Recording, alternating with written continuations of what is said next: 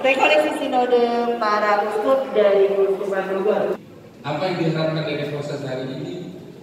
Bapak Paus mengharapkan ada hal-hal yang disampaikan oleh kita sekalian, tetapi pertama-tama bukan oleh sebuah proses intelektual dalam pengertian oleh sebuah proses atau oleh sebuah mekanisme studi literatur begitu.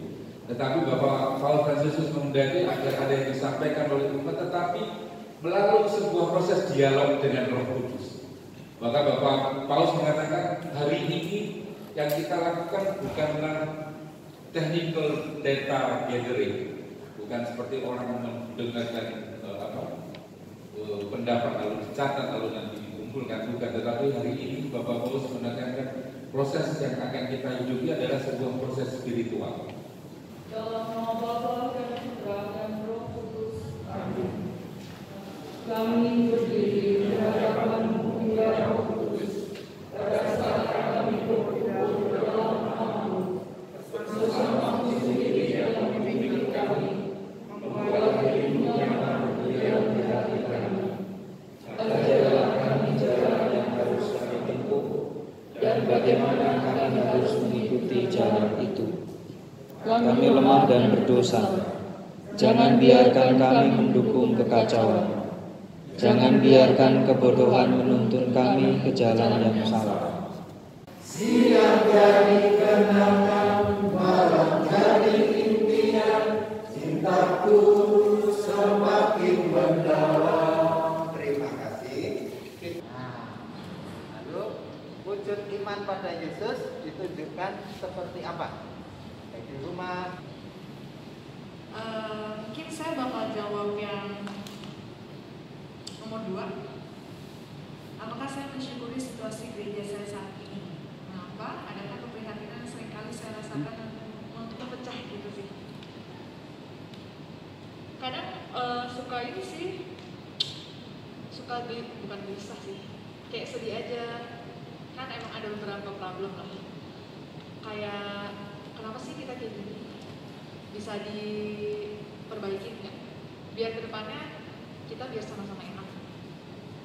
Tapi puji Tuhan, mulai satu persatu dari kegiatan kecil, mulai gabung lagi. Yang mudah-mudahan kedepannya ya biar bisa bareng lagi. Itu sih. Terima kasih. Yang mendesak yang harus diserukan ini adalah gereja Katolik harus lebih berani membuka diri dan keluar dari zona nyaman. Contoh, keterlibatan orang-orang Katolik di kemasyarakatan itu sangat sedikit sekali, apalagi di tentang kepemimpinan misalnya. Jadi orang-orang Katolik itu kalau ditunjuk dari ketua RT, ketua RW, bantu dalam pemilu dan seterusnya, ini keterlibatannya masih sedikit sekali dan ada ketakutan. Selama ini saya melihat hanya sebatas komunikasi secara administrasi. Jadi ketika kita perlu romo, kita menghadap romo, kemudian kita ada acara, misalnya umat punya wujud misa di rumah, baru undang romo baru hadir ke rumah. Saya berharap ke depan mungkin dari gereja bisa turun langsung, bisa safari, kalau istilahnya zaman politik gitu ya, safari ke umat, hadir tanpa diundang, bisa mengunjungi umat, bisa bertanya situasi, kondisi, kebutuhan dan segala macam. Jadi umat merasa betul-betul diperhatikan oleh gereja. Yang pertama itu saya bersyukur dan berterima kasih bisa mengikuti atau ambil bagian dalam kegiatan sinode kali ini. Banyak hal yang bisa kita dalami, banyak hal yang bisa kita dengar. Terlebih yang pertama itu adalah sharing-sharing dari teman-teman yang selama ini kita tidak ketahui. Ternyata begitu banyak pergumulan-pergumulan yang dialami, yang mungkin secara pribadi saya juga tidak tahu dan juga mungkin gereja juga tidak mengetahui. Tetapi kita bersyukur bahwa sinode ini bisa menggali itu, bahwa umat Fransiskus itu bisa lebih bisa terbuka menyampaikan kira-kira apa yang merupakan pergumulan harian mereka. Memang ada beberapa hal-hal yang disampaikan, yaitu itu tentang disabilitas anak difabel yang mungkin banyak disampaikan bahwa itu kurang diperhatikan. Dan juga ada juga yang menyampaikan tentang kehidupan dari para pastor, juga kita doakan mereka juga banyak panggilan juga yang bisa menjadi imam ataupun menjadi biarawati. Tetapi juga kita berdoa agar kira juga para pastor yang lain juga, para imam kita, biarawati juga bisa kuat dalam imamatnya, bisa bertahan dalam imamatnya. Kita doakan bersama supaya senantiasa kasih Tuhan selalu menyertai kita dalam perjalanan iman kita sebagai orang Katolik.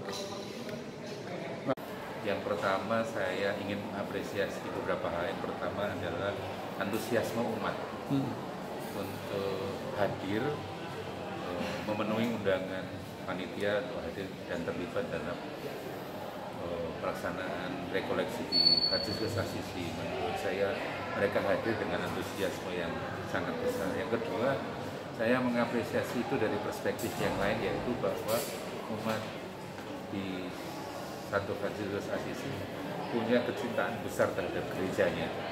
Itu ditandai dengan begitu banyaknya pikiran yang keluar dari proses perenungan mereka di dalam terang Roh Kudus mengenai bagaimana dan apa yang seharusnya dilakukan. Saya suka dengan satu pepatah yang mengatakan, kalau kamu mau berjalan cepat, berjalanlah sendiri. Tapi kalau kamu mau berjalan jauh, berjalanlah bersama-sama. Maka seperti tadi dikatakan, dalam sharing Bapak Ibu sekalian, yang kita yakin semua itu dicurahi oleh Roh Kudus, kita bisa melihat bahwa sungguh kita semua sadar di gereja ini bermacam-macam aneka karunia yang memungkinkan gereja sepanjang sejarah sampai dengan saat ini bisa tetap eksis dan tetap ada. Itu karena ada perjalanan bersama. Ya, puji Tuhan, rekoleksi Sinode para Uskup di Paroki Santo Fransiskus Assisi Sukasari sudah selesai. Dan puji Tuhan bahwa semuanya juga boleh berjalan dengan lancar. Saya bersyukur karena setiap peserta boleh membagikan pengalamannya, berbincang-bincang dengan Roh Kudus, dan di-sharingkan dalam kelompok-kelompok yang cukup aktif, sehingga menjadi sumbangan yang nyata dan menjadi bekal bagi setiap peserta yang hadir. Roh Kudus berkarya secara nyata melalui setiap pribadi dan secara nyata mendorong setiap orang untuk membagikan dalam kelompok-kelompok. Semoga dari semua yang berjalan dengan lancar sesuai dengan harapan ini membawa buah-buah sukacita dalam hidup gereja yang terus bertumbuh dan berkembang. Selamat Profesiat. Tuhan. Saya merasa bersyukur, terima kasih karena saya tidak menyangka bahwa sinode yang sekarang kita lakuin ini akan menggali segala apa yang ada di sekitar kita terkait dengan pelayanan. Dan saya senang sekali karena tadi di dalam sharing itu semua peserta itu bisa mengungkapkan keluhan-keluhan atau masalah-masalah maupun apa yang dirasa dalam dirinya secara pribadi maupun mungkin terungkap juga yang di dalam lingkungan di mana dia bekerja, melakukan pelayanan sebagai kepala keluarga ataupun ya sebagai pengurus dari suatu wilayah, gereja dan lain-lain. Persiapan Romo mengadakan rekoleksi Sinode para Uskup sedunia ini, Romo. Oke, terima kasih. Memang rekoleksi ini dikatakan cukup singkat ya, kurang lebih kita mempersiapkan 2 minggu ya. Jadi karena kita sadar bahwa ini menjadi tugas dan juga sudah dijadwalkan oleh pihak SC Keuskupan ya, maka kita sebagai paroki harus taat ya. Maka dalam waktu yang singkat kita mempersiapkan diri dengan baik dan puji Tuhan ya, kita kurang lebih 90-an lebih ya, itu juga sudah luar biasa ya, walaupun tidak mencapai 100% tapi 90 lebih ya datang. Jadi saya kira ini cukup berhasil ya untuk umat kita yang hadir dan mengikuti sinode ini. Harapannya Romo? Harapan jadi setelah ini kan kita berjalan bersama ya, berjalan bersama. Tadi sudah diungkapkan bahwa kita bukan 2-3 tahun tetapi sepanjang gereja ini hidup ya.